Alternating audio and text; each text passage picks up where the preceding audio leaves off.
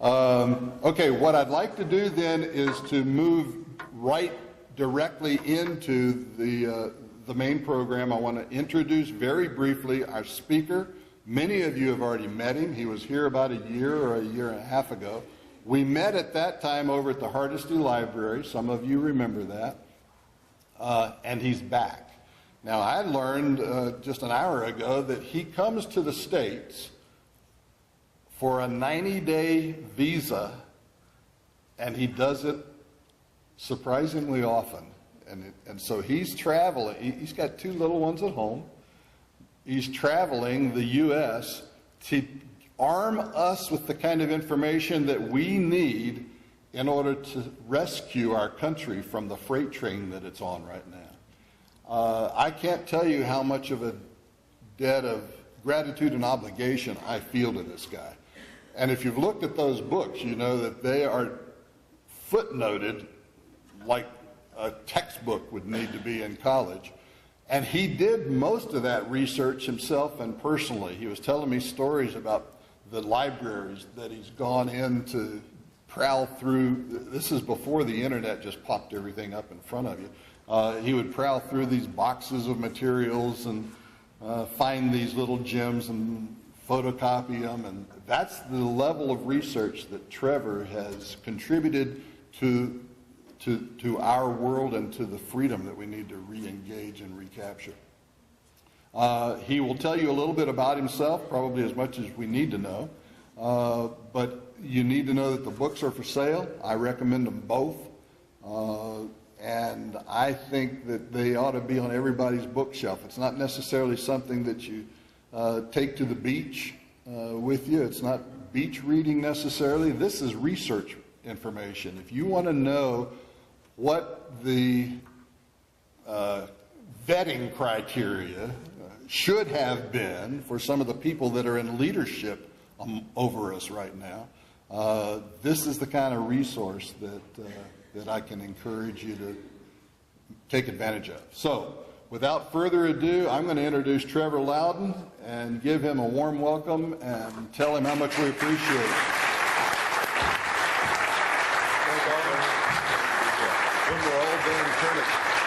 When we're all done, just turn it back over to Nate. Okay. So I'll take questions after Don, that's all right? Yeah, I think that's... If anybody's still here. Yeah, I think okay. Thanks very much, guys. Can you all hear me okay? Thanks, Don. And can you understand my accent? If you have any problem, put your hand up. Because I elongate my E's. I've just been in Texas, and I had eggs for breakfast, you know, so that's how I talk. That's how Kiwis talk. It's great to be back in Oklahoma. If every state was like this, there wouldn't be much of a problem. You know, this is a pretty conservative state, a very patriotic state, and people who stand up, and that's really good. I just want to have a little bit of a shout out to I did a lot of work on that book over several years, but it wouldn't have happened. It never would have actually been born had it not been the work of Teresa here, my good friend Teresa Monroe Hamilton. She's just moved here from Idaho, and she's been a real friend for several years. She did most of the formatting for the book. She got it all organised, did a huge amount of work, and I'll be eternally grateful. And to Gary too for putting, you know, because obviously it took a lot of time away from him. But Teresa's a great friend, and she'll be a great friend to you guys here in Oklahoma. And I just met her for the first time yesterday.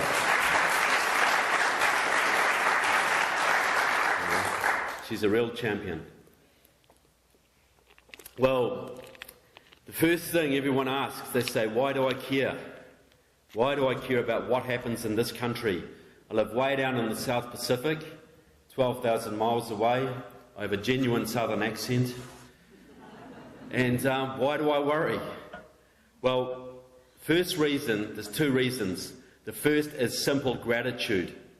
My country was only saved in World War II from invasion by the Japanese by the huge sacrifice of your fathers and uncles and grandfathers in the battles of Guadalcanal and the Coral Sea and Midway.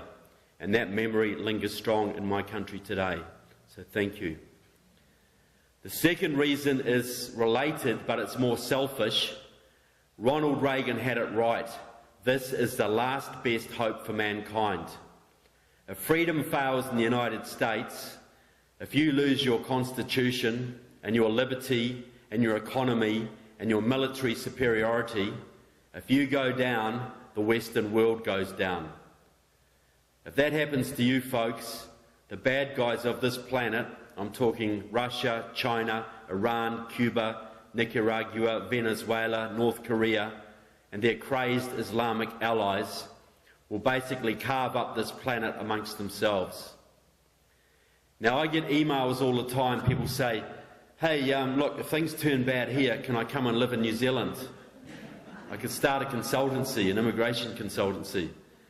And I say, look, come down to New Zealand, you'll love it. You know, the scenery's great, the people are very friendly, the politics will drive you nuts, but it isn't a refuge. Nowhere is a refuge. Just 1,500 miles to the north of my country lies the beautiful Fijian Islands. Wonderful place, but the Chinese are now training the Fijian military. They're building big hydroelectric dams on the islands. Fiji is now a Chinese client state, and that's happening right through the South Pacific. Just a few months ago, a top Chinese general said to the Australian Minister of Defence publicly in a meeting in Beijing, he said, now is the time for Australia to choose. Do you stay under American protection or do you come under Chinese protection? And if you are smart, you'll choose China, because we are the growing power in the region. And that's the kind of protection that Tony Soprano would offer you. Now, you have allies all around the world, or you did. You saw how many lined up when Obama wanted to go into Syria. And I'm not saying you should be going to Syria, not at all, but you see where American prestige is going. You have allies all around the world, from Israel to Germany to Britain to Canada to South Korea to Japan to Australia, who are freaking out right now because they see that your president loves the bad guys more than he loves the good guys. That's causing huge instability. Israel has its back to the wall now. They don't have an ally left in the region because of the meddling of your president, and they may be forced into desperate measures to save themselves, and those measures could put us into World War III. Japan, which was never supposed to rearm after World War II, is now rearming. But can you blame them? Would you trust Obama to protect you from North Korea and China? Would you trust Obama to protect you after he withdrew the missile shield from Czechoslovakia and Poland and basically gave Georgia back to the Russians?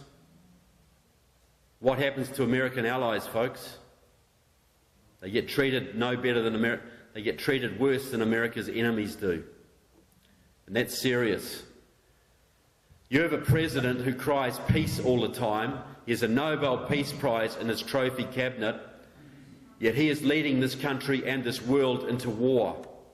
And it's a war that the good guys may not win.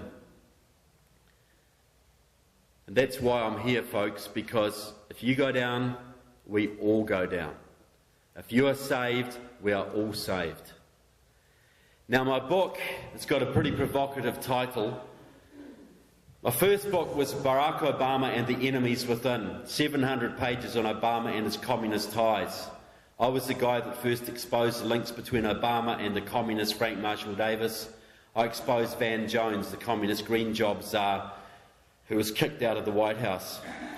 That book was 700 pages, and I got sick of lugging that round the country, I can tell you. And I promised I'd make the book smaller, the next one, so it's less to confront. But I tell you what, as Teresa will tell you, the bloody commies just kept on coming. Okay, I didn't have the heart to leave them out. So, you know, they're there. There's 51 members of the House of Representatives and 14 senators profiled their communist ties, Marxist connections, and their ties to organisations who are opposed to America, who are allied to enemies of America. Now, to do a book like that 20 years after the collapse of the Berlin Wall, you'd either have to be crazy or you'd have to be very sure of your case if you didn't want to get laughed out of the country. So in a 700-page book, there's 80 pages of footnotes. They've been culled from research over 5 years in libraries, communist little bookshops, etc., from all over this country, from some of the seediest places in your country, I've got to tell you. Okay? So you sort of have to disinfect yourself after you come home. But I did it because I believed in what I'm doing. Now, the book's about the two big secrets of modern communism. And the first secret, they borrowed off the devil, because we all know that the cleverest thing the devil ever did was to convince people he doesn't exist. Now, what have the communists done in the last 20 years? Done exactly that, folks. Most people think, A, they don't exist, and B, if they do, they are no longer a threat. And that's enabled them to make huge gains that they couldn't have made in the previous conditions. The second secret, and this is hardly ever written about, in all the books on communism, this has hardly ever been touched on, yet it's the most important. It is the ability, the big secret is the ability of a tiny Marxist-Leninist party, maybe a few hundred comrades strong, to influence and control the legislative process in their country, to write the laws, to decide what laws are written to control their country. Now that sounds a little bit far-fetched because, like in America, there's probably less than 20,000 card-carrying communists. There's more than 340 million people. How could they dictate policy to you guys? But I ask you to consider, like when these guys stand for office, when they occasionally do, they get 25 votes or 30 votes. There's a few hundred of them, a few thousand of them here and there. I ask you to consider the number of votes you get isn't the only way to determine your political influence. Now, there's a man in Chicago called Al Capone. How many votes did he ever get? Telling me he didn't run that city? How many votes does the mafia get in Sicily these days? Telling me they don't run Sicily? Bribery, corruption, extortion, vote fraud, indoctrination, influence peddling. There's dozens of ways small groups can control whole countries. And the communists have made this a science, the science of Marxism-Leninism. The Marxism stuff is useless, but the Leninism is very effective, because that's how to gain power and how to keep power once you've got it. And it's proven very effective. Less than 2,000 Bolsheviks took over Russia in 1917, a country at the time of 160 million people. Less than 2,000. And they've had a lot of practice since then, I can tell you. So how they do it, especially in this country and most Western countries, is mainly through the labour unions. They are key. Now, in your country, you've been very lucky over the most of the last century, because your labour unions were controlled by hardcore anti-communists like Lane Kirkland and George Meany. Whatever their faults were, they kept the Reds out of the unions.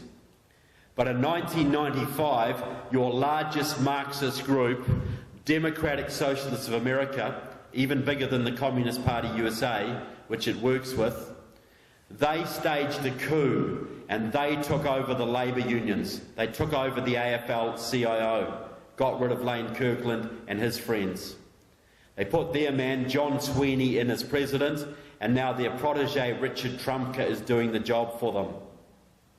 Now what that did, now this is only about 11% of the workforce, but what it did, if you have control of the labour unions in this country, you have effective control of the Democratic Party. Because there's hardly a Democrat elected at any level in this country who does not owe his job to the labour unions.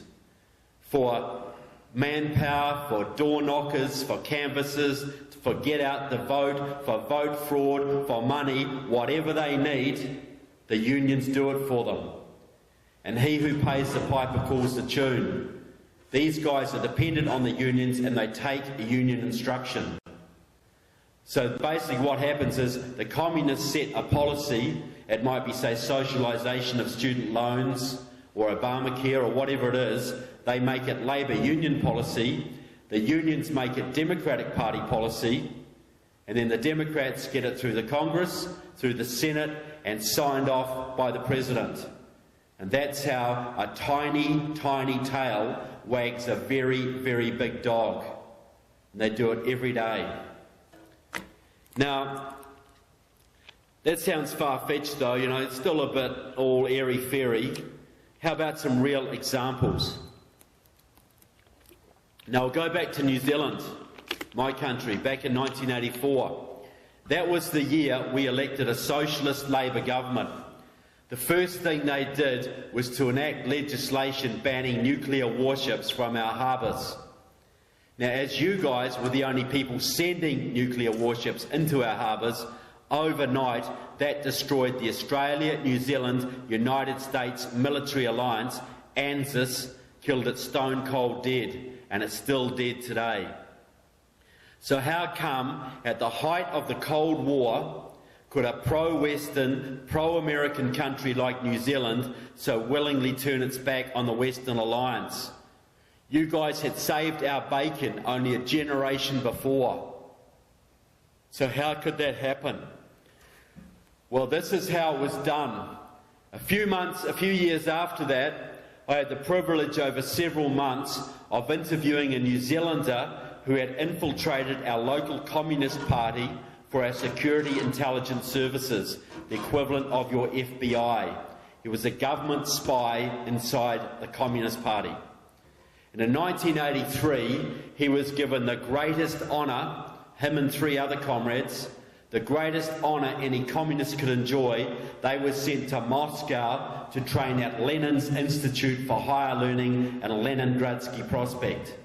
Now this was like going to Mecca for a Muslim, okay? This was a big deal. Now this was not a small institute. This was 6,500 students at any one time. Many of them on 7-year courses, many of them with one-to-one tutelage. This was a training academy of the future world communist leadership, and almost every country of the world was represented. They were all taught Russian history to build loyalty to Moscow. They were taught trade union building. They were taught espionage techniques. They were taught racial agitation. And the most important thing they were taught, especially the Western comrades, was how to take Moscow's policies back to their country, and by using the labour unions and the peace movement and the social movements, turning those policies into the law of the land. And they did this countless times by using the Canadian Liberal Party, the British Labour Party, the German Social Democratic Party, the French Socialist Party, and of course, the American Democratic Party. That's how they destroyed your effort in Vietnam. That's how they got your government to withdraw support for the anti-communist war in that country, through the traitors in your Congress. That war wasn't lost in the jungles. That war was lost in your Congress. So, now this was the time of the massive anti-nuclear marches through Europe, right? There were hundreds of thousands of Europeans. Ban the bomb, get America out of Europe, let's disband NATO, peace now. Hundreds of thousands marching through Europe with peace banners. And there was a real fear in some circles that NATO, the North Atlantic Treaty Organisation, which you guys are the linchpin of, might break up. And of course the Soviets were funding all of this and directing it because they wanted NATO destroyed, because that would give them control of Europe. And I just want to add that back in 1984, as in 2013, your military and your military alliances are Moscow's #1 target. then and now. Because they know if they can take your military out, Russia and China and Iran and all of their buddies can basically get whatever they want, which is basically everything. That is why Mr. Putin, that old KGB hand, even though he might be having a little tiff with Mr. Obama right now over Syria, but a little bit of a lover's tiff, that's why he loves Obama like a chocolate. Because Obama is destroying your military in front of your eyes, and the Russians and the Chinese are rubbing their hands with glee. That's their number one priority. Now, so the Soviets, they had this big game going on in Europe, and they thought, well, okay, this is a big deal, we can push this through, but how about, we're chess players, we're subtle. How about we take another country outside of Europe, out of the Western Alliance, and use the example of that to spur on the destruction of NATO? So they picked on New Zealand because we're small, progressive, and the communists controlled our unions, our peace movement, and had heavily infiltrated our Labour Party.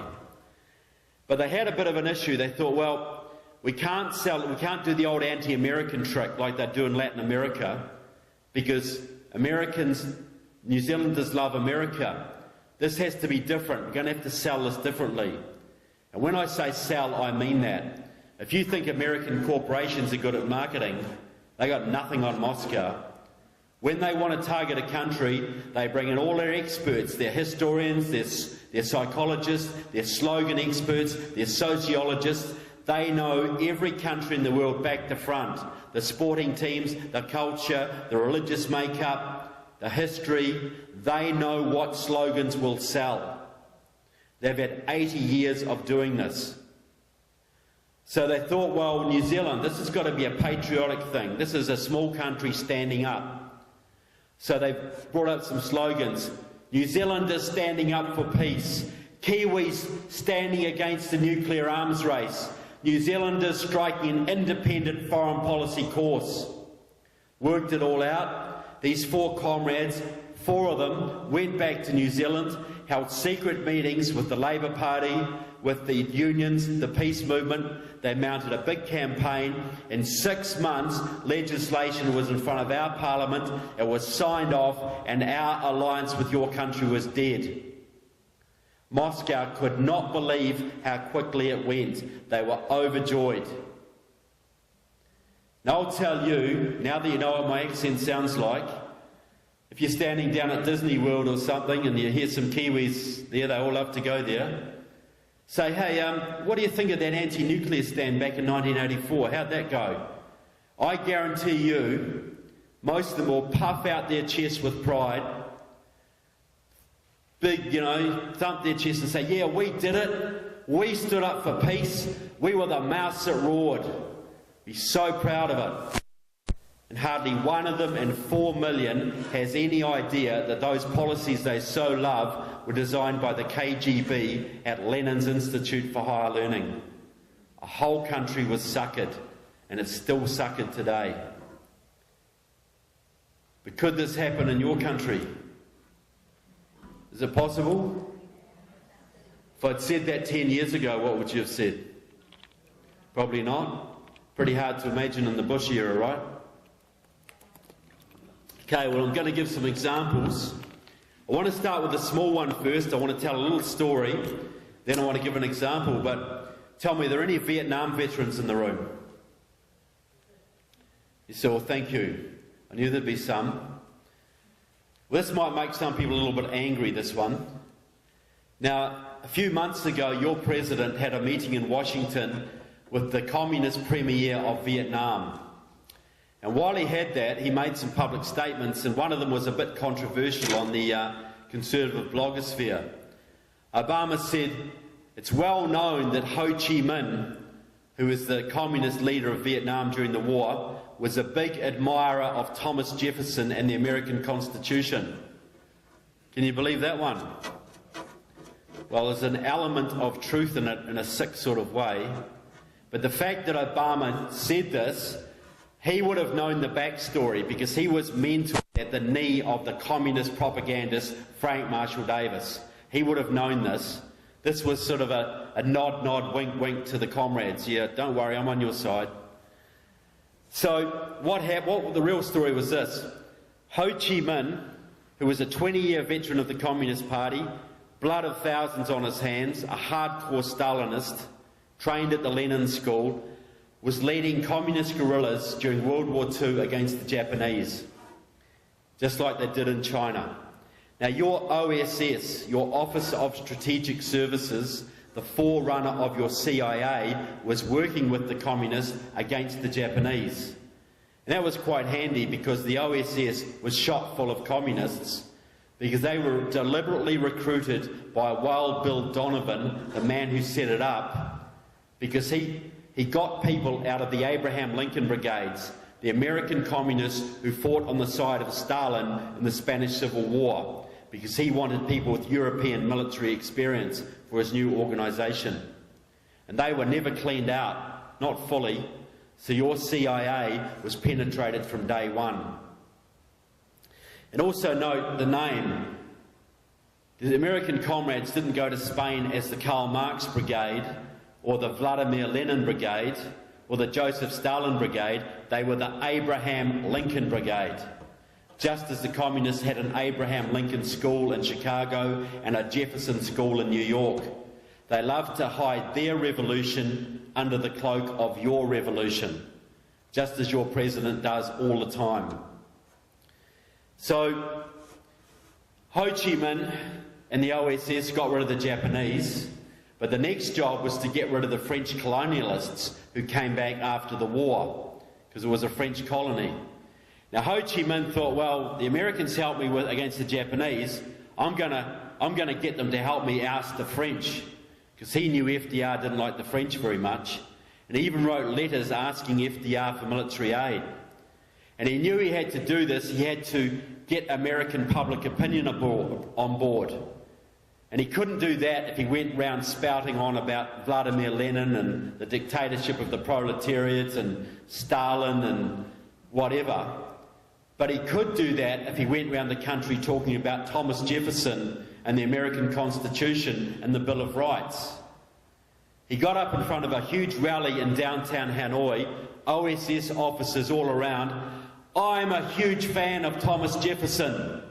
I support the American Constitution, the Bill of Rights. The American Constitution is the model for Vietnam's future. All designed to suck in FDR and American public opinion to support his revolution, his war against the French. FDR died. A real Democrat, a man named Harry Truman, became president. And Harry Truman was nowhere near as stupid. He wouldn't have a bar of Ho Chi Minh, told him to get lost. So Uncle Ho turned back to the Russians as he always had, and eventually the war started. But that's the backstory, folks. It was a scam. It was a scam designed to suck your country in. Now then Mr. Obama talked about another scam, because he talked about, this wasn't picked up, he said, in this meeting he said, Americans have to get on board with repairing the damage done during the Vietnam War. Now what that means is, you guys have to send taxpayers' money to Vietnam to repair the damage done by bombing and Agent Orange. Okay? You'd be happy to do that, right? That's what he's talking about. Now, there's a little communist party in your country called the Committees of Correspondence for Democracy and Socialism. It's an offshoot of the Communist Party USA. Its most famous member is the lovely Angela Davis. I'm sure a lot of you remember her with the big afro and the murder charges. So they're a communist group, and their favourite country is Vietnam. They send delegations over there all the time. They love Vietnam. Now, a few years ago, they set up the Agent Orange Vietnam Responsibility Campaign. As a front group, they even got that great patriot, Charlie Sheen, to narrate a documentary for them. Now, the purpose of this group is to lobby your Congress for your country to pay reparations to Vietnam for the damage your soldiers did fighting that war. Now, I'm a bit old-fashioned, but I thought reparations were what the bad guys paid to the good guys. Someone damages your property, they pay you reparations. Isn't that how it works? So how come you are paying reparations to the people who started that war? How does that work? Now, the committees of correspondence has got they've brought several delegations from Vietnam to appear before your Congress, big sob stories, all the poor people suffering from Agent Orange. They've even brought little girls with no legs to sit before your congressman to jerk all the tears. Look at the poor wee thing, you know. We've got to sort this out. We've got to spend money to sort this problem out. Vietnam are our friends now. They've got a whole bunch of congressmen enlisted on this cause, a whole bunch of senators, Tom Harkin out of Iowa, Al Franken out of Minnesota, Jeff Merkley out of Oregon, several congressmen, Sheila Jackson Lee from Texas, John Conyers out of Michigan, that'll shock you. And before he left Congress and became a famous sex pest in San Diego, Bob Filner. Filner was even sent to Vietnam a couple of years ago to negotiate these reparations. That trip was paid for by the International Association of Democratic Lawyers, an old Soviet front now controlled by the Cubans. So a communist front organised this, a local communist party organised this, an international communist front paid for it, and one of your Democratic congressmen, the son of a Communist Party member, by the way, went to Vietnam to negotiate reparations from your country to theirs. Now, I know there are many, many veterans in this country suffering from Agent Orange damage, living in homeless shelters, in hospitals, living in the direst of circumstances. And I know there's never enough money for those guys, right? But there's enough money, according to your president, to send it to Vietnam to fix the problems over there. And it won't even go to the veterans in Vietnam. It'll go to the communist Vietnamese government to do with what they see fit.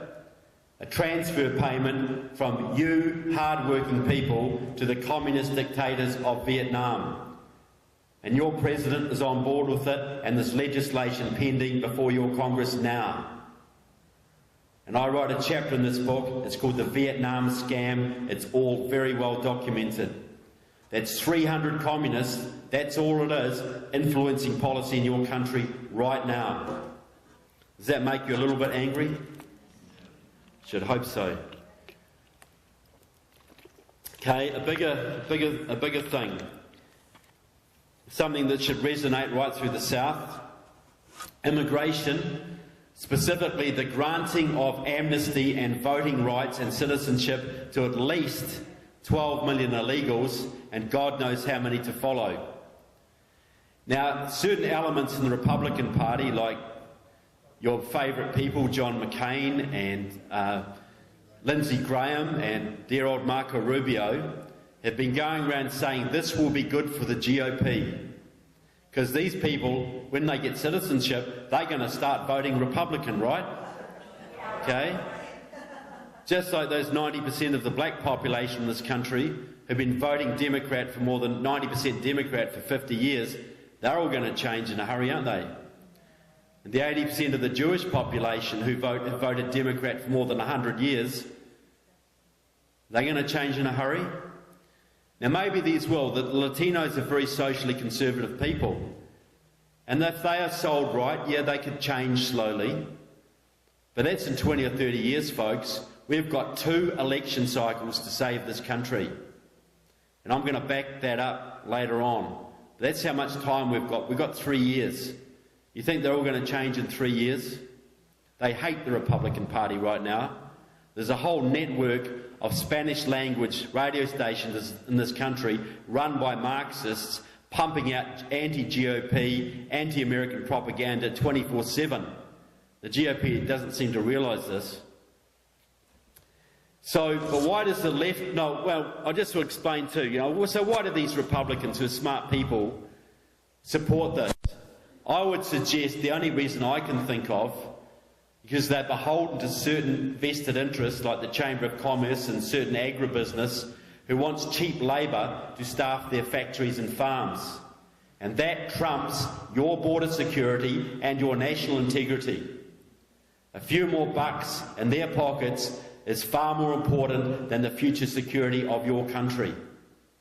And those GOPers who support that, you may want to primary them out when you can. First opportunity. So why does the left want it? Why does the left want it? Well, the immigrants' rights movement, it's an old one, it goes back to the 50s. That's when a man called Bert Corona came from San Antonio, moved to California, joined the Communist Party. He also joined the Democrat Party. He set up the Viva Kennedy clubs in the 60s, the first organised effort to bring Latinos into the Democratic Party. But he also set up a whole network through the Southwest of immigrants' rights support groups and organisations. He was the first man to support immigrants. Got a whole movement going. He trained hundreds of people, but 3 of them are very prominent today. One of them is a man called Gil Cedillo, a hardcore Marxist, until recently a leader of the California State Senate. I don't have to tell you which party he was from. Now, he is the man who got the DREAM Act pushed through in California a couple of years ago, which gave privileges and rights to the children of undocumented workers, of illegal immigrants. Very important move. And as they say, how California goes, so goes the rest. They try it out there first. Another one is Antonio Villagrosa, another protege. He was trained by Corona, another hardcore Marxist, went to Cuba as a young man to cut sugarcane for Castro as a member of the Venceremos brigades, same as, all the Weatherman terrorists and all those people. Now, he was the man who made, basically as mayor of Los Angeles, he made LA a sanctuary city. He forbade the LAPD from enforcing immigration laws, and the illegals flooded in and changed the demographics and voting patterns of that city, and indeed the all of Southern California. Third person, still with us now, is a woman called Maria Elena Durazo, the head of the California Labour Movement, another Marxist. She has led for more than 15 years now. She devised the plan to change California forever with massive union-driven Latino voting drives. She signed up hundreds of thousands of Latino voters, and they've got them to the polls, organised them, bussed them in, and they have changed the whole demographics and voting patterns of California. Now, California, which was once red-purple, is now solidly blue. Even Orange County, once the headquarters of the John Birch Society, the most conservative region in America, is now purple. California is gone, and all the electoral college votes of that state are now locked up by the Democrats. And that was all done as a deliberate Marxist policy implemented by Durazo and Villagrosa and Cedillo and their comrades. Completely. Now, out in Arizona, there was a man who died last year, a man called Lorenzo Torres, a very successful politician. I guarantee hardly any Arizonans have ever heard of him. He was the head of the Communist Party USA's Latino Commission, and his job was to coordinate immigrants' rights support networks all through the Southwest, from Texas to California, New Mexico to Nevada, Colorado, the whole lot. He was also organising big Latino voting drives and campaigning, leading the campaigns against any attempt to crack down on illegal immigration. He led the charge against SB 70 in Arizona a couple of years ago. He was also the man that started the movement and nurtured the movement that got 3 Communist Party affiliated members elected to your Congress from Arizona.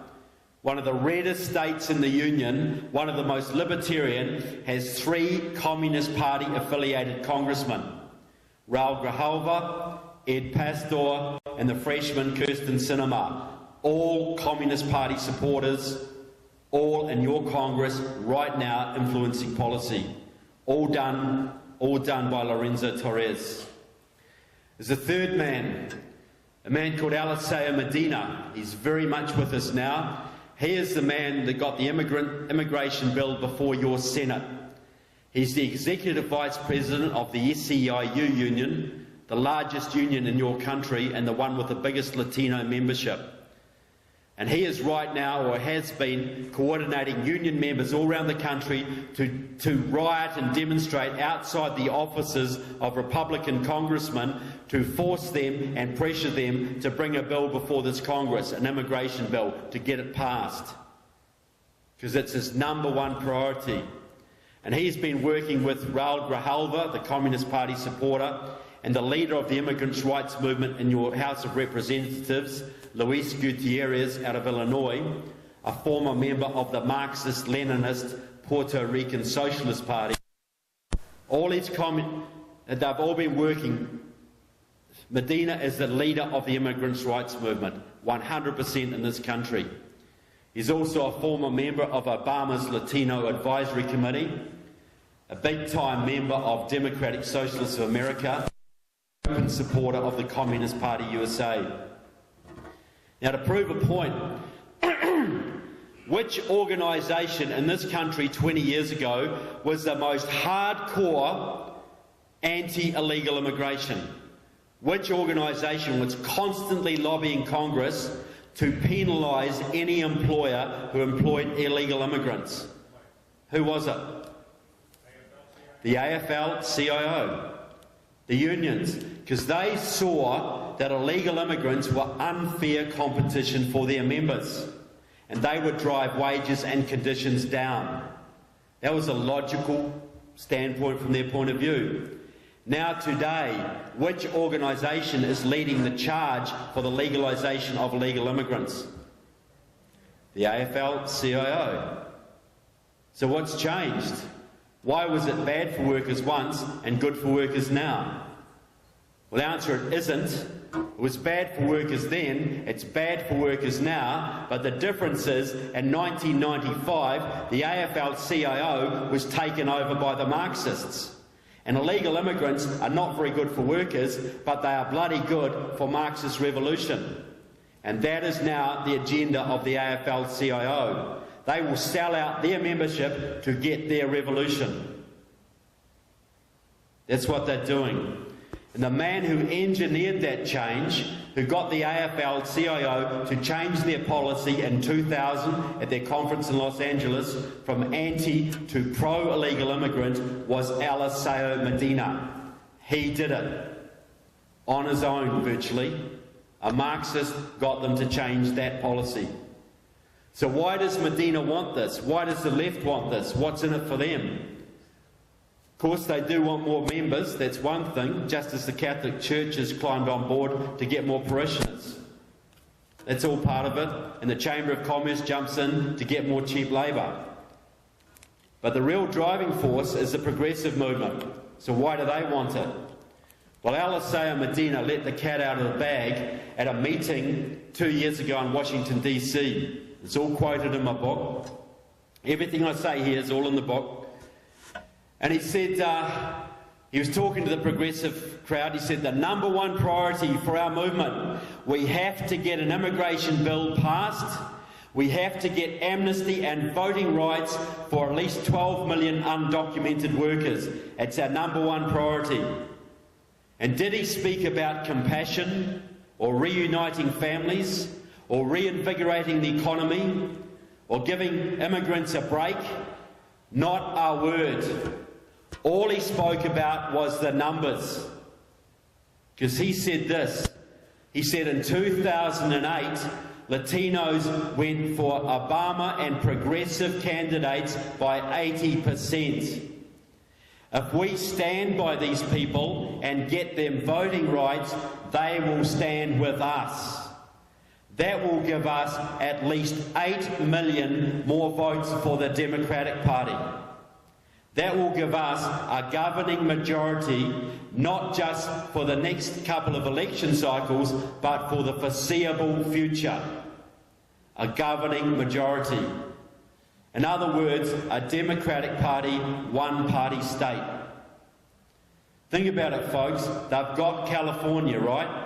Biggest state in the Union. They are now gunning for Texas. That's their number one priority, and you're not far behind. Because if they can get the Electoral College votes from California, which they have, and they get the Electoral College votes of Texas, which those illegals will give them, Texas will go blue.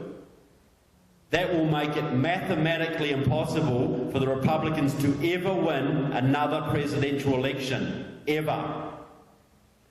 And you've got these dumb, or should I say, treasonous Republicans who try and tell you this is good for their party. It's neither good for your party or good for your country at all. And those guys need to go. Post haste. So that's how small groups of Marxists are basically going to change your country forever if they're allowed to do it. There is no way that immigration bill can go through Congress. Because if it does, you are done. Now, another example. Anybody here ever heard of Obamacare? One or two of you? Good to see you keeping up. Okay, look, I know that Obamacare is not yet fully socialised healthcare or single payer, but we all know where it's going. Harry Reid admitted that not long ago, as has Jan Schakowsky and others. Now, why do the left want it so much, you know? Is it to give Auntie Mabel her knee operation, or give the guy in the homeless shelter some cover? It's all about power, folks. Now, they openly talk about the left, when they discuss this, they talk about Britain in the 1930s. At that time, the British working class was solidly conservative voters. They were pro-king, pro-country, and they didn't want a bar of that bloody socialist Bolshevik Labour Party. But in 1946, with the Beveridge Report and the introduction of the NHS, the National Health Service, socialised medicine, that shifted British working class support into the camp of the Socialist Labour Party, and it's never wavered since. Because it works this way, folks.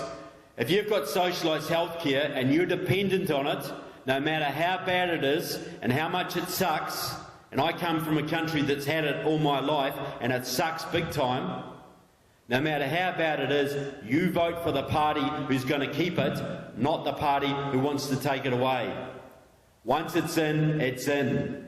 And these fools in the Republican Party say, oh, let Obamacare go through and it'll all screw up, and wow, and that'll show how bad things are, and we'll come in and we'll storm back. It's garbage. Once it's in, all they're going to do is make it more socialist. Every fault will be blamed on there's too much free market left in it. Make it more socialist, because it's not about healthcare. It's about control.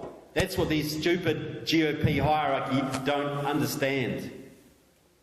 Now, just a point on healthcare, just referring back to my country, because there's something I've realised over the years, and I grew up with this. I had free school, free dental, free health, the whole lot, all the time. Thought it was wonderful, and I thought America was terrible because, you know, you guys let people die in the streets because they can't get healthcare. That's what we were told. You know, well, it might be bad here, but what about America? You know, the best health system in the world, and we were told it was terrible. But think about this, guys, you know, if you're in a free market system, and free market health system, and I know it's not free market here, but at least there's still strong elements of it, you are a customer. Now, you business people here, I know there's a few of you, how do you treat your customers? Like the king. Yeah, they're your lifeblood. You make friends with them. You build repeat business, referrals. That's what capitalism or the American system is about, isn't it? Business. Okay, if you're in a socialised system, when the government runs it, the budget is this big, right? Everybody's needs have to come out of that. So when you go into a socialist system, what are you then? You're a liability. You people in business, folks, what do you do with your liabilities? You get rid of them as soon as you can, don't you? So what if you're a 75-year-old guy and you've got prostate cancer and you need $100,000 worth of chemotherapy to extend your life 3 or 4 years, right? But what if your next door neighbour's 25 and he's got leukemia and he needs $100,000 to extend his life 20 or 30 years where he can work and pay taxes? Who do you think is going to get the chemotherapy? Who do you think is going to be wheeled into a little room down the end of the corridor and given lots of morphine and left to die? Who do you think? We don't even think of it as rationing in my country. We just accept that if you're old and you're a useless eater, you're a consumer and not a producer, you do not get the same level of care. You know, what responsible doctor with a fixed budget, this fixed state budget, is going to give $100,000 to a 95-year-old when he's got a 7-year-old girl with cancer right next to him? What's the doctor going to do? What would you do? So that's the only way it can work, folks. These fools who think they're going to get the same level of care under socialist healthcare as they get today, they are totally dreaming. You imagine if the government ran McDonald's. There'd be 2 burgers on offer and you could only get them on Tuesdays. That would be the way it works. And that's how our healthcare works. I could go on and on. I'll give you a whole bunch of examples, but I'm not here for that. But okay, so the father of the single payer or socialist healthcare movement in this country is a man called Quentin Young. Now the guys, I'm sure Teresa recognises this man. Now this guy's pushing 90 now.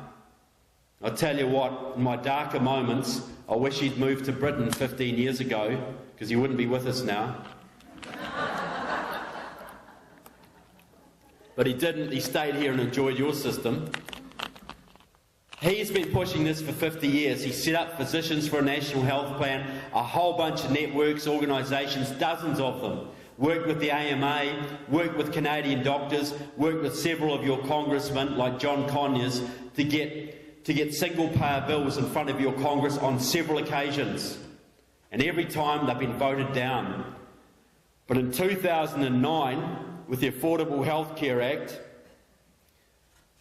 don't you have fraudulent advertising laws in this country? Don't you? Well, they finally started to make progress.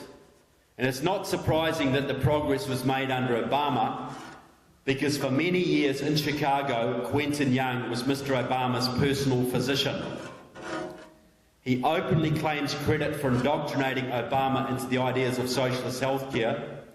And he talks about how Obama used to be a big fan of single payer when he was an Illinois state senator and nobody paid attention to him. Quentin Young was a 40-year veteran of the Communist Party USA until he left that group to set up Democratic Socialists of America. So a Marxist indoctrinated your president into socialist healthcare. And I'm telling you, it was Democratic Socialist America, 7,000 members max, who have given you Obamacare. They used their unions that they control. They used their control of the Congressional Progressive Caucus, 80 members of your House of Representatives. That's a caucus they set up with Bernie Sanders. They've used all of the groups, front groups under their control. They've been pushing this for 50 years now. And they've got it in, and their next step, they're working on it right now, is to make it fully single payer. Obamacare was just step one. Next step is single payer. It's all documented in my book, all quoted. Now, to prove a point, just before the last election, the Obama campaign released a little video. It was designed to mock Mitt Romney. It said, "Hey Mitt, guess what? You know how you don't like Obamacare, you're going to get rid of it. Well, the man who designed it for us, the architect of it, their words, was John McDonough, a former Massachusetts state rep and a former Harvard academic. He designed Obamacare. And guess what, Mitt? Ha ha. John McDonough also designed Romneycare, so the joke's on you. Now, it's true that McDonough did design both systems. Romney got a system a bill out of the Massachusetts state legislature, which is shot full of Marxists, and he pushed it back and tried to make it less socialist, but a compromise was reached and he got stuck with it. What the Obama campaign didn't say was that John McDonough was for several years the Boston head of Democratic Socialists of America. So McDonough, the Marxist, designed Obamacare. A whole bunch of Marxists and DSA pushed it through the unions, through their front groups and through the Congressional Progressive Caucus, and another Marxist out of the same group indoctrinated Obama into it. Don't tell me a small cannot change a country. Those 7,000 people are about to give you to socialise your 1/6 and 1/4 of your economy and change your country forever. And they cannot be allowed to do it. Good on Ted Cruz for what he's doing, and he must defund Obamacare.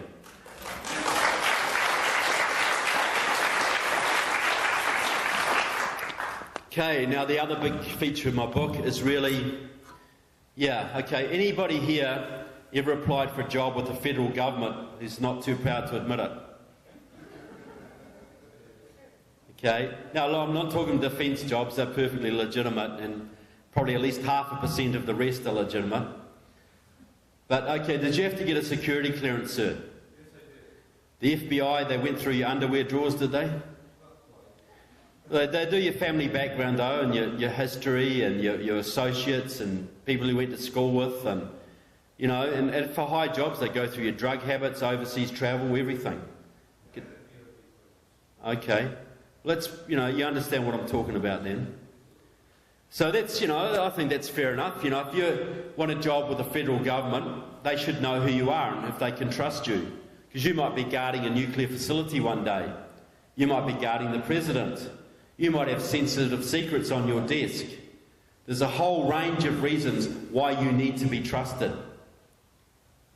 But what if you put on a suit and tie and you stand for Congress or the Senate and you get elected and you get put on the Science and Technology Committee or the Armed Services Committee or the Intelligence Committee or the Judiciary Committee, and you have sensitive documents coming over your desk every day, and you have the power to reach into the bowels of the federal government and get almost any information you want, and you have the power to influence the whole direction of your country, and indeed the whole free world, how much scrutiny do you get then? Big fat zero. So if you're an enemy of this country, a foreign intelligence service, wouldn't you want to get a few people into Congress? Wouldn't that be one of the smartest things you could possibly do?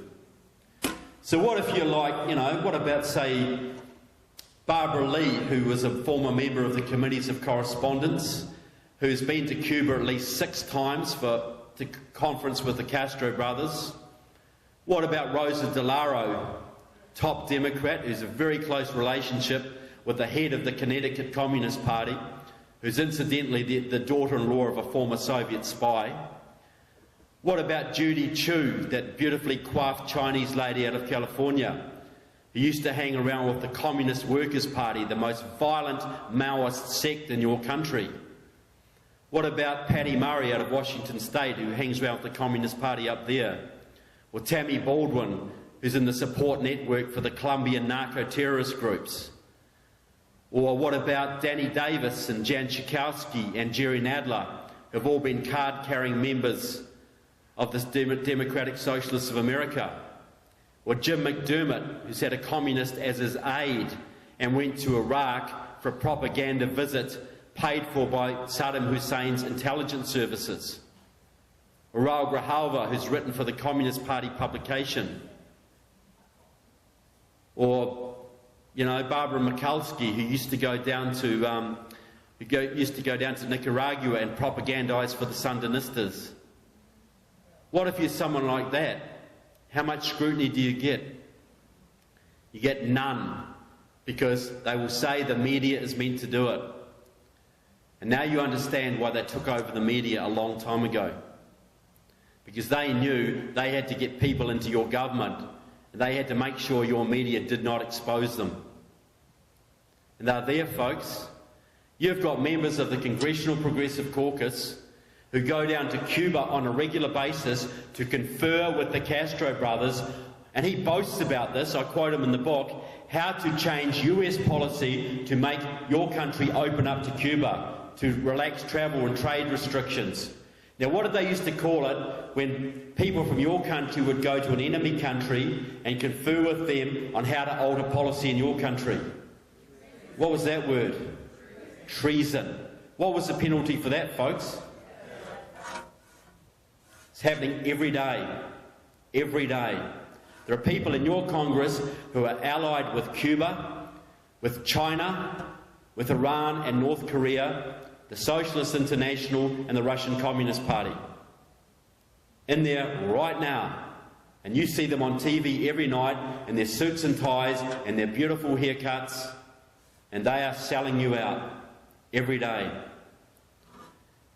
But I don't want to depress you folks with any of that. I'm a little bit late. Look, it's pretty tough, folks, but I'm here to tell it like it is. Wasting my time if I didn't. I wish it wasn't like this, but it is like this.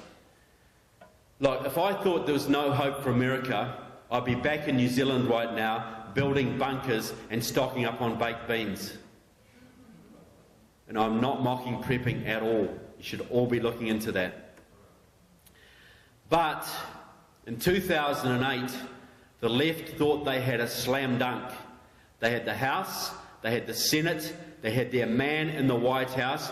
Their agenda was already written out, and those 60s revolutionaries who failed back then, who'd been burrowing into your government and your unions and your academia for 40 years, they were going to have their revolution.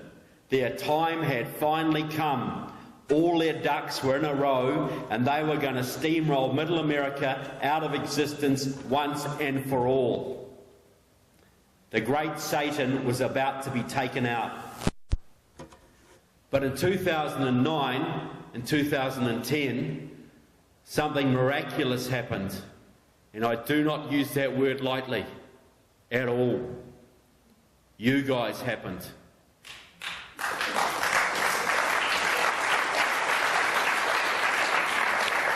The 912s, Glenn Beck, the Tea Party, the patriotic resurgence.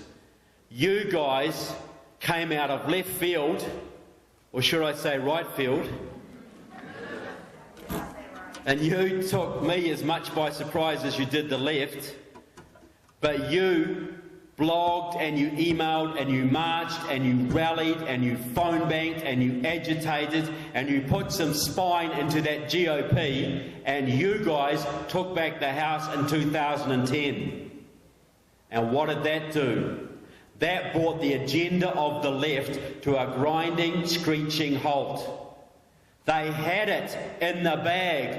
40 years of work was coming to fruition, and you guys bloody well took it off them. And some of you are surprised why they hate you.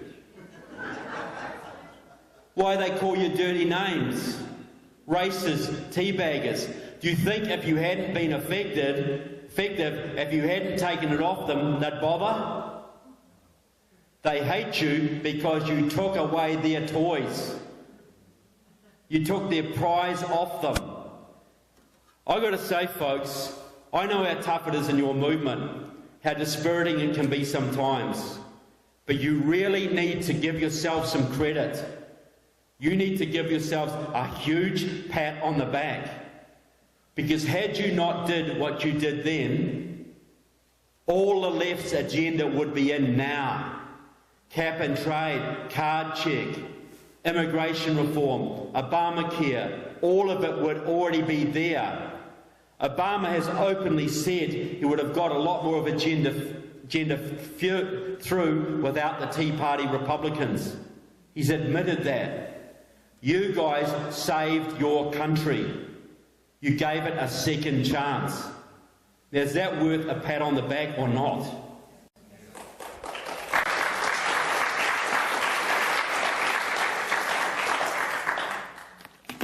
I know it's hard, folks, and when you're in the struggle, it's hard to see your place in history.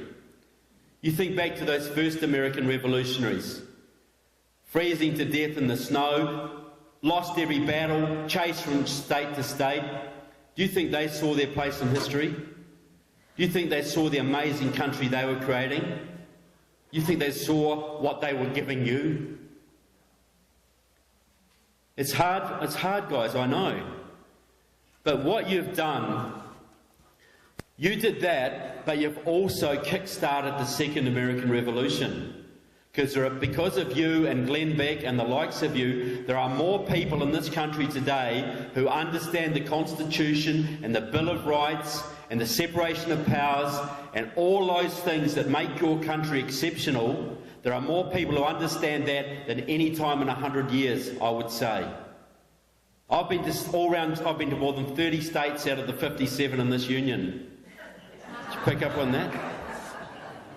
And I've addressed huge movements in the bluest states, New Jersey and Michigan and Massachusetts. There are people like you everywhere, folks, who care about the things you do, everywhere. Now, so what you've done, you've started things off, you've sort of not marching the streets so much, but now you're in the school boards, you're in the county commissions, you're fighting back Agenda 21 and Common Core. And a big thing you've done is you've put spine in state legislatures all over this country. You've altered state legislatures. And we know this is not a unitary country. This is a federation of independent states. And because of your work, a whole bunch of states are now able to give the finger to the federal government. Now, isn't that a wonderful thing? It's a great thing. So you need to look at the impact you've had, because the left knows it. I read their publications all the time. I read what they say about you guys. A lot of it I wouldn't repeat here. They regard you as a serious threat. And we know the GOP old guard does. We sure do. But now I'm going to do something that is considered very bad manners usually. When you come into a country as a foreigner, it's considered very bad manners to offer advice on how you should run your country. It's not kosher, is it? Okay? But stuff that. Alright? I come a long way and I'm going to do it. You can listen or not. I get asked all the time, what do we do, right? Now, pretty much you do what you've been doing, but I'm going to say a few things. Now, there's a lot of options before your movement. I look at you all over the country, and some places you work well with the GOP, and some places you don't, and some places you're disunited, and some places you're really on target. And there's options in front of you. Now, okay, first option, you can go and form a third party. And I know there are people here who want to do that. I know there are people all over who want to do that because they're so disgusted with the leadership of the GOP. And I can understand it. I really can. And if we had a 20-year time frame, I'd say go for it. I would stand by them. But I think we have a 3-year time frame. And I cannot see how that would be done successfully in 3 years. And I fear that what may happen is what happened with Ross Perot in '92. Splits the vote, the Liberals get back in, and your country's history. Okay? So that's one option. I think it's not the best option right now. The other option, you can get out of politics altogether. Play more golf, do more hunting, play more bridge, enjoy life, spend time with your grandchildren. Look after them while they're still free. Those first two options, in my opinion, will condemn your children to slavery.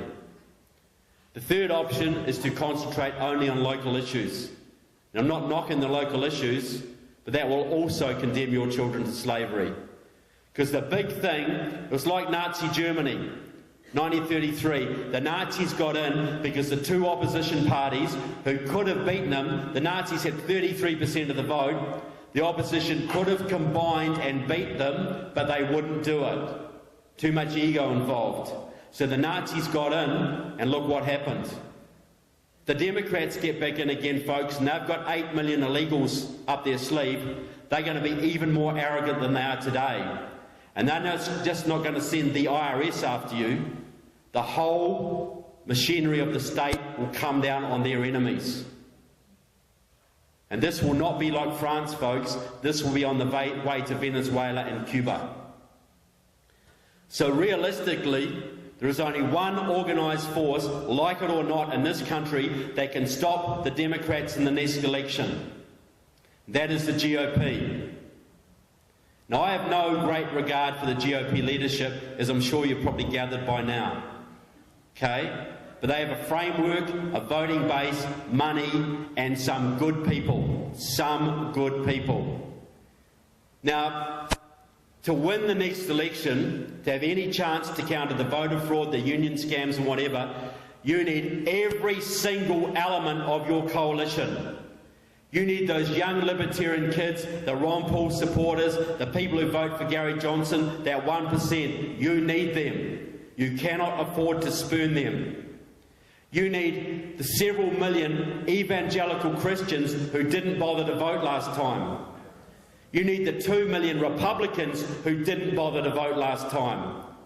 You need the fiscal conservatives, the social conservatives, the defence conservatives. You cannot afford to leave one element of your coalition behind. Now, to build a coalition like that, you need charisma. You need power. Now, think back to 1976, folks. There was a man called Ronald Reagan who came out of California. Now, he had a powerful message for this country, and the people who got behind him were very much like you, but they weren't as constitutionally aware as you. They were gut conservatives, but they saw a man who stood up for the country and stood up for what they believed in, and they flocked to the cause. And what did the GOP old guard say to him? What did they do? They hated his guts, absolutely despised him, and they fought him every inch of the way. And Gerald Ford just got the nomination. Ford went up against Carter. Carter won. And how did those Carter years work out for you, folks? Gas lines, Iran, rationing, lots of fun, weren't they? But the important point, the grassroots did not give up. They came back again in 1980, and they swept behind Reagan, and they forced that GOP to give them the candidate they wanted. They forced them, and Reagan swept the country. And anybody here going to tell me the Reagan years weren't better than the Carter years? He did so much good for this country, lifted the mood, stopped the slide. We all know that G. Bush got on his case. We know that he didn't do so well in the second term as the first, but he's still the greatest president in a very long time. I go around at airports and I wear my Reagan badge, and I've had 16-year-old girls with goth haircuts come up to me and say, "Wasn't he great?" How do you think I'd get on with the Gerald Ford badge? And people tell me, they say, yeah, to get the young people, we need this really hip, we need a young, hip guy, liberal values, smart suit, nice haircut. Well, I'm sure some of you know that that's not true, because a man out of Texas, Ron Paul. Now, this foreign policy things I disagreed with Ron Paul on, but I'll tell you what, on the Constitution, the Federal Reserve and things like that, he was a principled man and he never backed down. And what's his big fan base? Young people. Not the most charismatic guy in the world, not young, not hip, not cool, not liberal, and they love him like a chocolate. Don't they? So don't ever tell me you need to compromise your values to get the young people. To get the young people, you need to stand true. They will rally. Now, okay, so right now this country is Carter on steroids, right?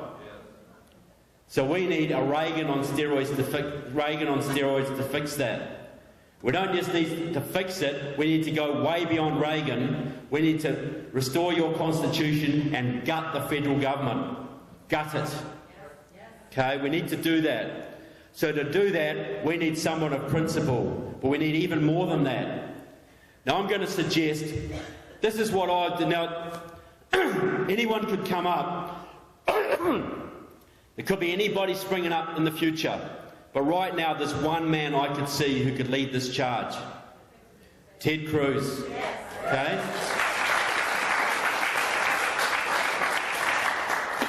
But you need more than that, folks. This is what I would do if I was Ted Cruz, and I'm going to write and suggest this. You need everybody, right? If I was Ted Cruz, I'd be going around all these groups right now, and I'd go to the Libertarians and the Ron Paul people and say, come behind me, back me, and Rand Paul will be the next Secretary of the Treasury. And he will audit the Federal Reserve, and if he finds what we suspect is going to be there, we'll abolish it. I think they would come across for that. Sarah Palin, Secretary of Energy. Drill, baby, drill. John Bolton, Secretary of State. Okay. Mike Lee, Secretary of Energy. Alan West, VP. And think about all those conservative Christians, the evangelical Christians who usually don't vote. What do they care about? Education, homeschooling, their children. You get someone like David Barton, Secretary of Education. That would get them voting, I guarantee it. Protect the homeschooling, abolish the Department of Education, abolish Common Core. Now you've got to get in early, folks. If Ted Cruz did that kind of thing and built that kind of coalition now, would you rally behind it? Is it an impossible dream? Would it change this country? That is what I'm suggesting, folks. You need to build your team, you need to unify, but every element of the team has to get something out of it. Every element. I'm telling you, this is the time for the big meaty issues. This is the time for national defence, for the Constitution, for the economy. National defence also includes gun rights, border security, the economy, deregulation, lower taxes and education. Those are the big four. And there's a lot of other important issues, folks, but if we could get real good positions on those, I think we could rally the whole coalition. And that's what we need to do to take this country back. It's not the time for infighting or division. We've got one chance to do this. We need to get now building for 2016, and we need to get that team assembled, and we need to get that leadership in place.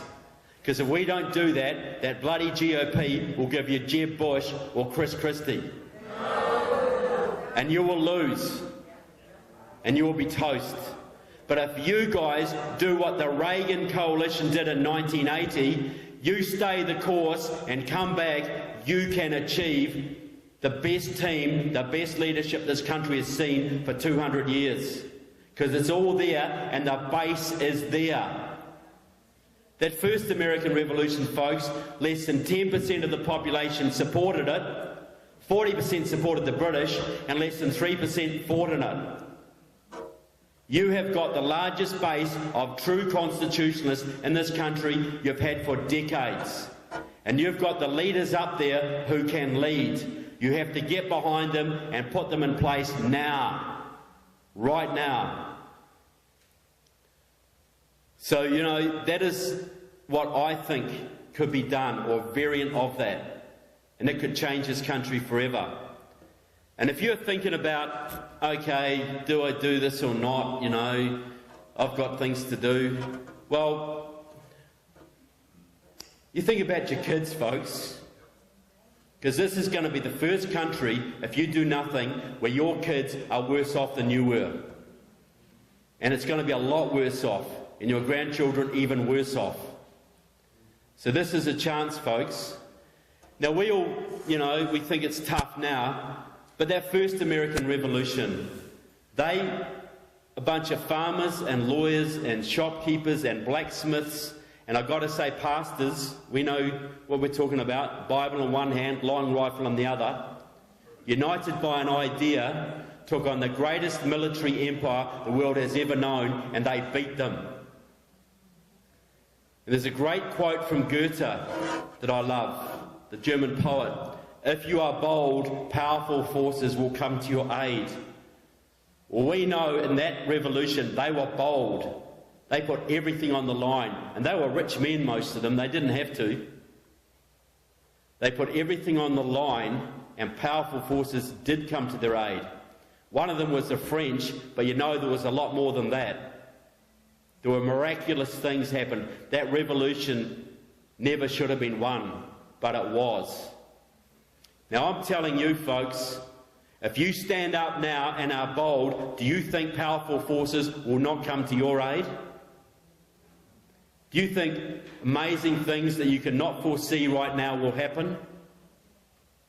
Why is it different now? You know it will, folks, but you have to stand up and you have to be bold. That's the only way it can happen. So we all look back, to get some perspective, those first American revolutionaries had little idea of what they were doing.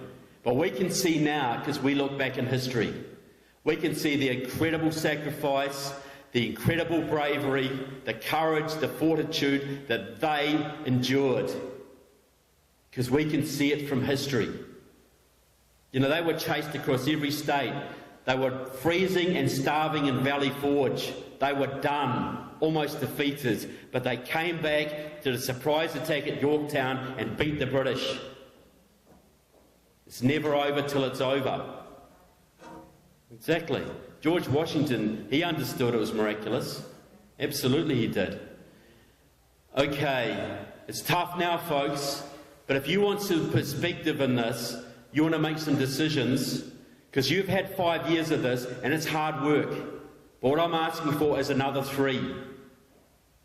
I'm asking for another 3 to save your country. Because at the end of 3 years, if you have done your darndest, win or lose, you can look at your children and you can say, I did my best. And that's worth something, folks. It really is. But you've got a decision. So you look forward, get some perspective. Look forward 200 years. Some high school in this country, some young kid is going to get up in front of a civics class and he's going to say, guess what, guys? I did some research.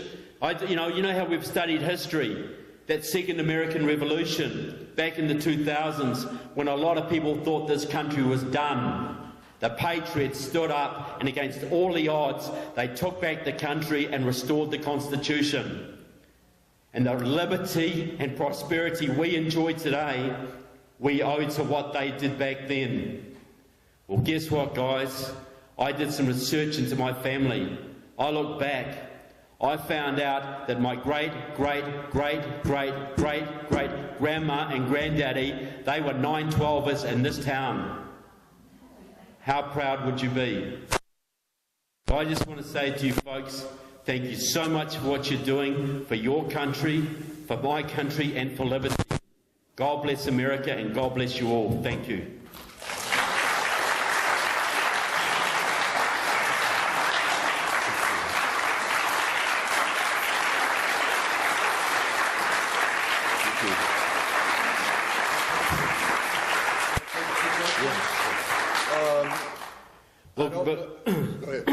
Well, I was going to say, before I take some questions, I just want to say that my cheque from the Koch brothers hasn't come through this month, as I'm sure yours hasn't either. And so my books fund my tours, right? That's what funds everything. And so support the cause. They're great reads and they're good reference works and they're worth every cent. I tour 90 days at a time. This is my 5th tour. This one's 90 days. If I stay 91, I get a free cell phone.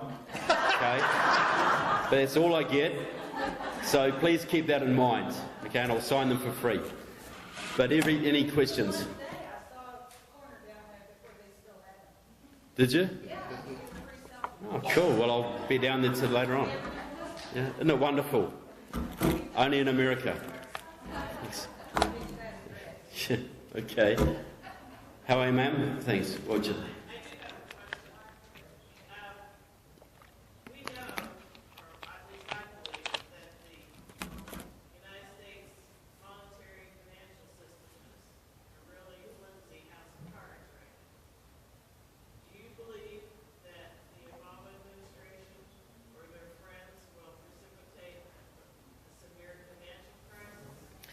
Yeah, look, yeah, it is. There's several ways it could go. Like, I think it is as flimsy as you say. It could topple at any time. I think they're trying to keep it up. If he has any chance, if the Democrats have any chance of winning the next election, I think they will try and keep it going till then. I think other things that they might more rely on starting a war in the Middle East to rally people and also to flood this country with Muslim immigrants to, tip the balance in their favour.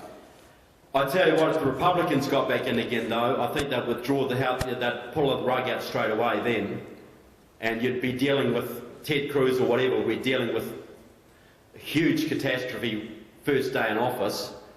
So, yeah, maybe they'll do that, introduce martial law. There's a whole range of options. The Department of Homeland Security is stocking up for a reason. And they're preparing for civil unrest because they know that at some point you could be facing economic collapse. And that's why you people are so valuable, because you're such strong voices in your community. In those times of crisis, you can help people get together, stay together and keep them sane and rational. So they don't go off doing crazy things, provoking the government and whatever. So, yeah, look, it's possible, man, but I don't have a crystal ball on that one. Yes, sir.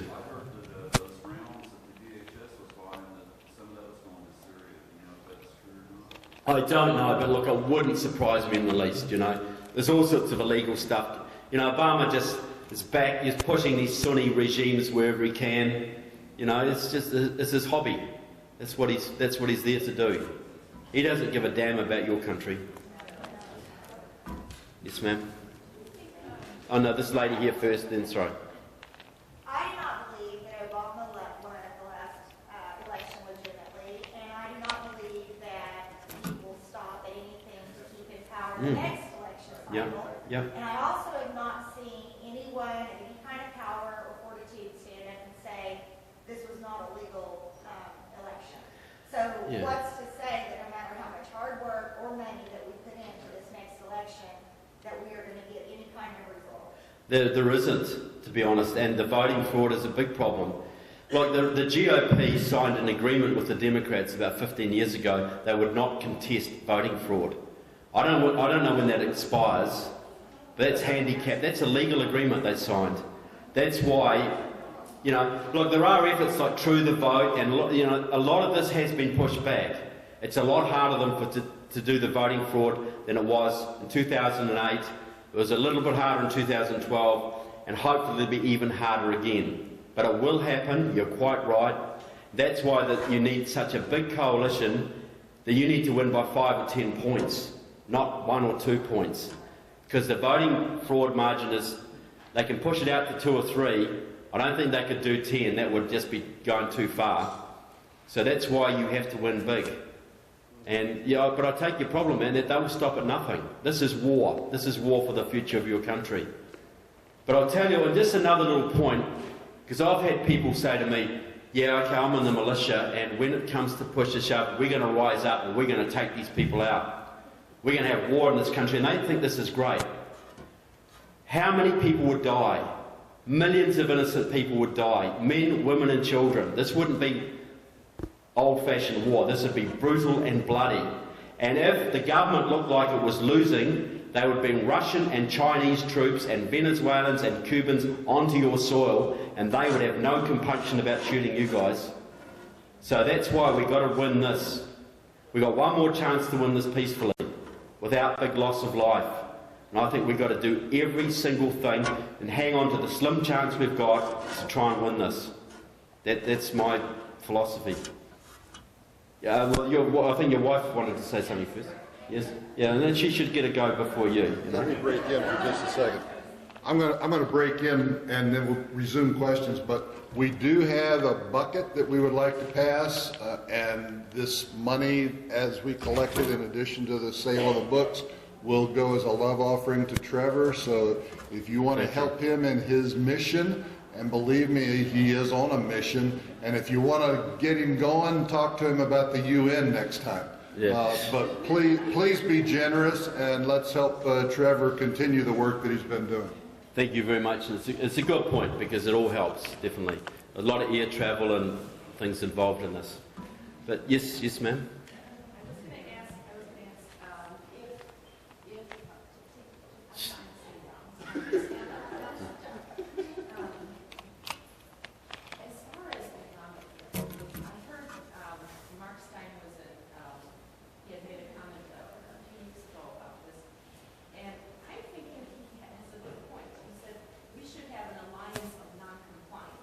Enough of us say we are not going to accept Obamacare. We're not going to provide the IRS with our personal medical information and all that. If enough of us do that, maybe we can topple it down. Look, absolutely. Look, every possible way, and an alliance of non-compliance is a pretty cool way, you know.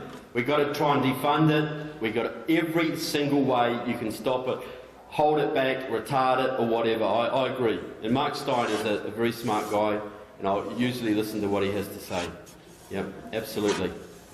Yes, sir? Yeah. I mean, anybody who studied Marxism knows that they do require a bloody revolution, and they will not... Not always. But for the most part, they definitely come into power, and they also basically will not accept defeat. Sure. This is a battle for the death, literally. Yeah. Your thoughts on Obama and his people needing to provoke a bloody revolution just by whatever they want to do, because that's maybe the only other way that they can use martial law. Yeah. If we're working within the system, that's great, and that's one of the things we play by the rules. They don't. They won't accept that. And your thoughts on it? Yeah. Look. I understand exactly what you're saying. They would love it. They would love for a militia group in Michigan to go and start shooting people in downtown Detroit or something. They would love it, because that would give them an excuse to crack down martial law. They would love an uprising. Maybe not yet, but a year or two down the road. That's why our side has got to be so disciplined and so peaceful and so ethical. You know, Glenn Beck's got it right, you know. There may come a time where people have to fight, and I'm hoping that never happens. And, you know, if the Marxists can take this country over peacefully, they will. And then they'll just kill all the people they don't like. But, you know, if they have to do it bloodily, they're getting themselves into a position to do that. And if these guys who think they can go out in a big blaze of glory, think they're going to win against them, you know, I know that I love your Second Amendment. I love it that you're all armed, because that's the only thing that's keeping you free up to date. The only reason you've got any amendments left is because you've got that Second Amendment. But we must do every single thing to win this peacefully. Every single thing, because the consequences otherwise are just so horrific. Yes, ma'am? One is, does anybody in the Congress or Senate have your books? I know one or two do. I'd love somebody to get one to Jim Bridenstine, for instance. Yeah, he's great. Well, I know there's a few circulating around, but I'd love every GOP guy to get one, so at least they know who they're sitting on committees with, you know. I'm concerned about you. You're a threat to them, so are you careful? Yeah, but look, I've got two things that help me, but I'm reasonably well known, but, you know, that's something. And the fact that I hang around with the Tea Party groups, I know that every time I come into a room, there's a whole bunch of people that are armed. you know. So that's something. But look, I haven't got a security detail or anything like that. If some rich millionaire wants to give me a bodyguard, that's great. But I just do what I think has to be done. And if somebody wants to take me out, well, they can do it. But tough, you know. Do you also have any of these people that you said should be the next people in line for us? Do you have their ear?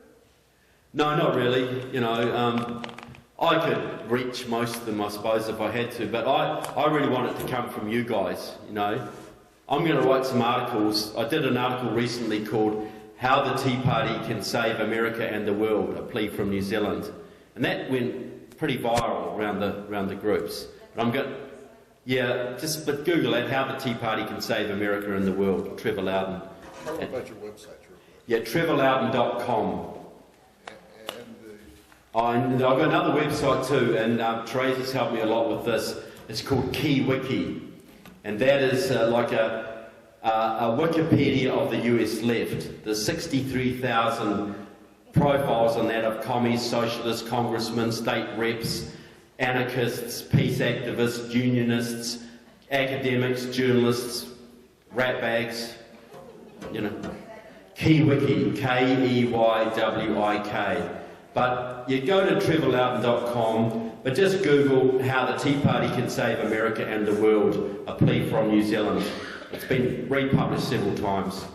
And I'll do another one on the Dream Team, what I think Ted Cruz should do. Yes, sir. What about Ben Well, I'll take this one, then you, sir, and then... Okay. Yep. Yes, sir? Yeah, you. Me? Yep, you're the man. I don't hear well. No, it's okay. You're so 100% right on that Bolshevik Revolution. I know a lot about that. But anyway, I went to that meeting last Saturday at Weinstein, where you went through, anybody there? You went through a metal detector. You placed all your stuff like in the courthouse because of the threats by the Christian Taliban. The Christian Taliban, like people like you. Yes, and of course he attacked Weinstein. And it is unbelievable that underground hatred on white Christian males. And I know wherewith I speak. And I've got 9 grandsons that live in the zip code, so I'm very concerned. 86 years old. By the way, can I say something real quick about the Bolshevik Revolution? I was acquainted with a Ralph Stacker up in St. Paul, a Jewish attorney in the 40s, 50s, and 60s. He was in Russia at the time of the Bolshevik Revolution. In his home, about 1916 or 1915, right around there, a czar guard came into their home before had taken over. He said his mother took a red-hot poker out of the fireplace and ran it through his stomach. And another thing that none of you know, the so-called, maybe I should quit while I'm winning. No, you tell us. Yeah. The group is too big. And by the way, I go way back. I mean, I'm from Orville Freedom's Committee, and I know what persecution is. And believe me, I really appreciate your optimism. But I'll tell you, our churches, and I'm a church man all of my life, dead in a doornail. I mean, you could go to every church, maybe not this one, I don't know, in this city on a Sunday morning and would not have a clue what's going on in this country. Sure. And we know that's a problem, sir, but... Several groups, and I know as well I speak. I quit. I was with Fred Slicker. He's an attorney, a very fine guy. I said, Fred, I'm going to quit while I'm winning. He says, Cliff, who says you're winning? By the way, my kids are attorneys. And amen. Okay, well, thank you, sir. Okay, thank you. There's one more man up the back. Yeah. What about Ben Carson on your dream team?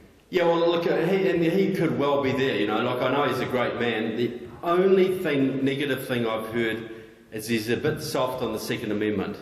And that may be true, it may be not. I've just heard that rumour, but that's all I know. But I know a lot of people always mention him when I say that. And I need to do more research on him, but he's a pretty fine man, I can tell you that. Oh, I didn't say Secretary of Defence actually, but I said Secretary of State John Bolton, but he might be a good Secretary of Defence too. Yeah, but I think, there's probably a lot of other people you could suggest, but I think that's the strategy, is Ted Cruz should be going out now saying, I want to lock in the Libertarians, I want to get those conservative Christians voting, because the GOP, they go after these independents all the time and they ignore their own base. If their own base had voted last time, they would have won the election. And they spit on their own base and they wonder why they lose. I have to take last question, ma'am. I'm of the belief that our president should not come through Congress because what have they done? I like Ted Cruz, but saying that, I don't think they should come from Congress. Well, they shouldn't necessarily come from Congress. But what do you think about Who? Oh, yeah, well, I think he's pretty good. I don't know if he's presidential material personally, but he might make a good Secretary of Commerce, or I'd like to see him in a position of influence.